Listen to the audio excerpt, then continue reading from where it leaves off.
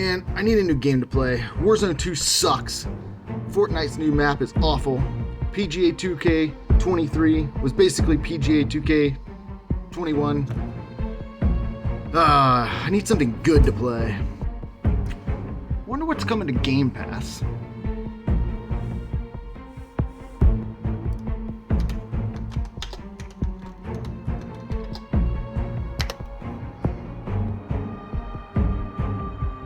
Goldeneye is coming to Game Pass?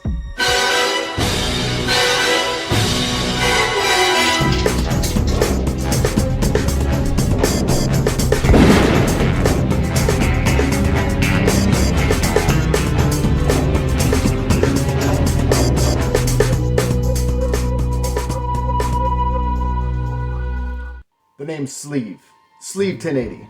And welcome back to another episode of Sleeve1080 Plays and Reviews. Today's game, the re-release of Goldeneye on the Xbox and Nintendo Switch. And don't forget to check me out on the rest of my social media platforms: YouTube, Facebook, Twitch, Instagram, TikTok, and Twitter. Now, enjoy the show. Cheers.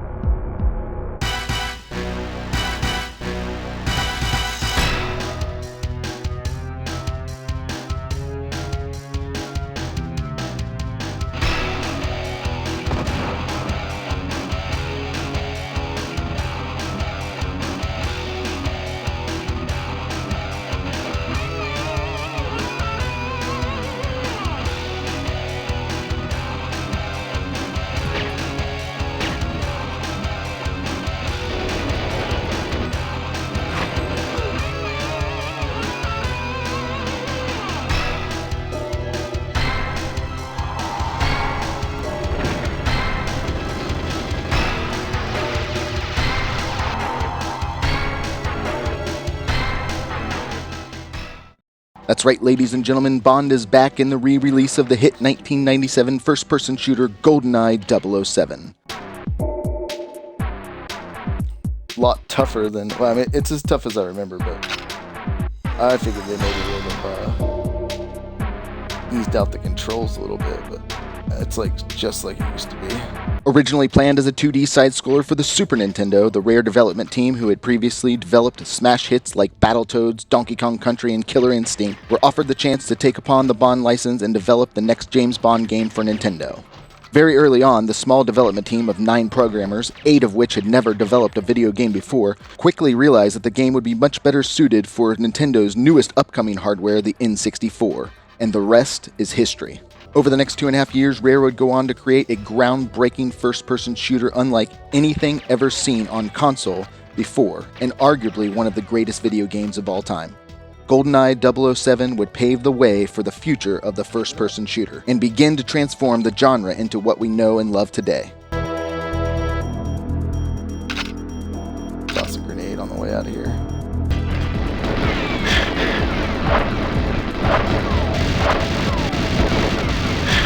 Get to the point, oh my gosh.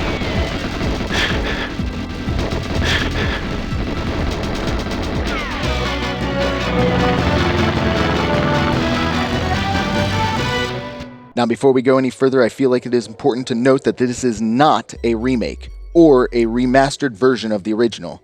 This is a re-release, a direct port of the original to the Xbox and the Switch. It plays and feels just like it did back in 1997, in all of its glory, and its flaws. I'm gonna have to speed control back up.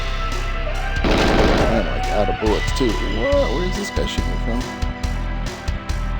He jumped out? This game plays and feels just like it did back in 1997 when I plugged it into my Nintendo 64 for the first time and played it using this controller.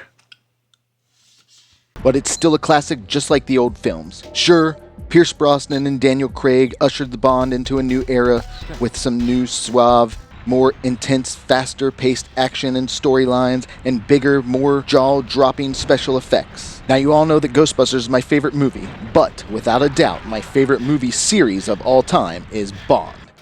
I own every film and have seen each one at least 3 times, so trust me when I say that the old Connery, Allenby, Moore, and Dalton films are classics and groundbreaking films of their day and will never be outdone. And the current or future James Bond can only tip his hat to his predecessors and thank them for the opportunity to take the reins and carry on. The same goes for this classic game.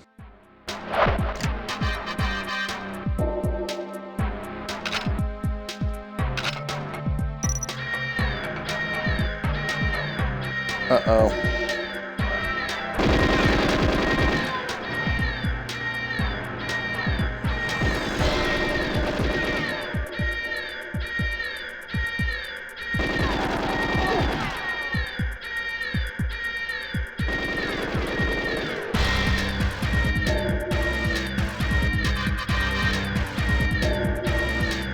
Got him. Finish the job.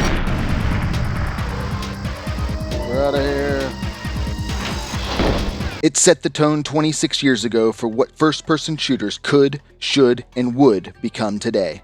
And I realized this when I did a full playthrough on my Twitch channel on release day.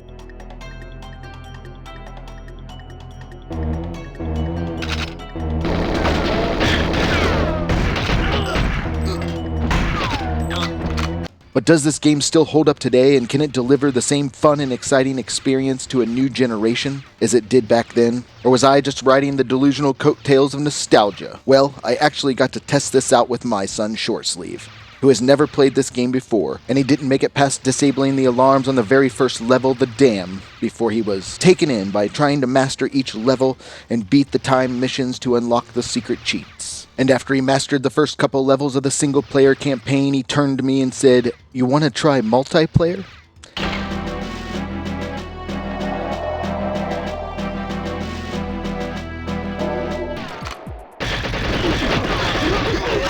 It was only moments into our first match before the laughter began. We were firing rockets at each other on Temple.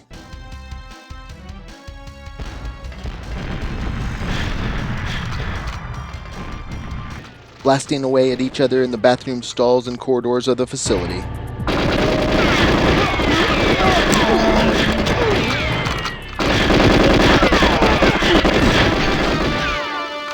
Oh. Tossing throwing knives back and forth at each other in the bunker. And seeing who could get to the golden gun first in the library. Oh no. I gotta turn the golden gun back on. Where are you, dude?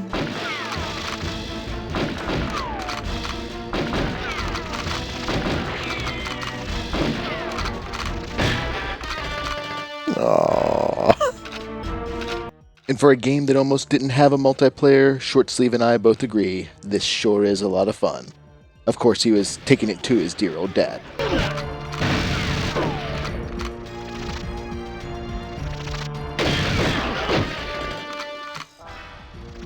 Got me. Unfortunately, online multiplayer is only available on the Nintendo Switch, so you are limited to couch co-op on the Xbox. But that's just like the original one. But one of our buddies Overwatch is already talking about on his next weekend off making a 2-hour drive so we can have a 4-player co-op match getting going right here in the living room. So maybe it's really not such a bad thing after all. So whether you played it back in the day and you're looking for a dopamine rush of nostalgia, or you've never played it and you want to experience the unshaken, unstirred original classic in all its glory for the first time, I highly recommend it either way. And I guarantee you'll love the living daylights out of this one. The name's Sleeve1080. And as always, I'll see you in the next one.